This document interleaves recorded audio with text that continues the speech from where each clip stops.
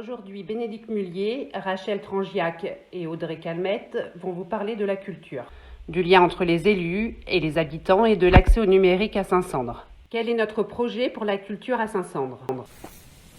Nous souhaitons faire rayonner la salle de l'Agora dans et hors de Saint-Sandre, en la dotant d'un site internet qui permettra d'avoir la programmation. Ce sera un outil de communication et cela nous permettra également de réserver les places en ligne. Nous souhaitons également associer la population à la programmation pour que la programmation réponde aux besoins et aux attentes des Saint-Sandrais. Enfin, nous souhaitons proposer de nouvelles activités au sein de la salle de l'Agora, des cycles de cinéma, des conférences sur le harcèlement ou sur l'environnement. La culture à Saint-Sandre ne se limite pas à l'Agora. Nous souhaitons faire évoluer la bibliothèque en un lieu de vie et d'échange, en facilitant par exemple la mise en place de clubs de lecture ou la venue d'auteurs pour pouvoir mettre en relation les lecteurs et les auteurs. Nous ouvrirons la culture à tous. Les Saint-Sandrais, les Saint-Sandraises ont des talents. Il y a des photographes, des sculpteurs, des peintres, et nous proposerons aux habitants d'exposer leurs travaux. Enfin, la culture se vit aussi dans l'espace public, et nous souhaitons développer les spectacles de rue.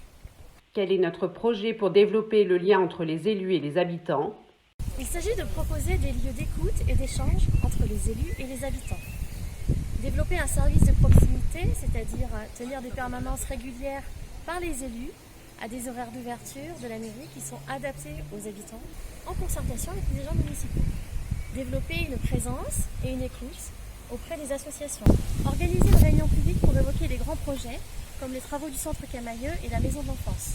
Organiser une fois par an une excursion dans Saint-Sandre pour consulter ensemble les manques et les améliorations, ce qui permet de faire des propositions concrètes pour améliorer le quotidien et la qualité de vie. Faciliter l'organisation et promouvoir des manifestations communes, festives, citoyennes et des repas participatifs qui permettent la rencontre des générations. Et enfin, repenser l'accueil des nouveaux habitants. Ces actions feront l'objet de restitutions en commission avec l'équipe municipale. Quel est notre projet pour développer l'accès au numérique ?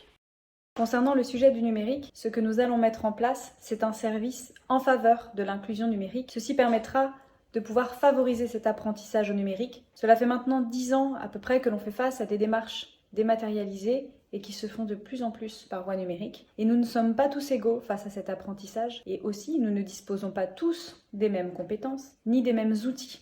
C'est pourquoi la mise en place de ce service permettra d'apporter des compétences aux habitants de la commune de Saint-Sandre, mais aussi nous nous engageons à garantir cet accès au numérique.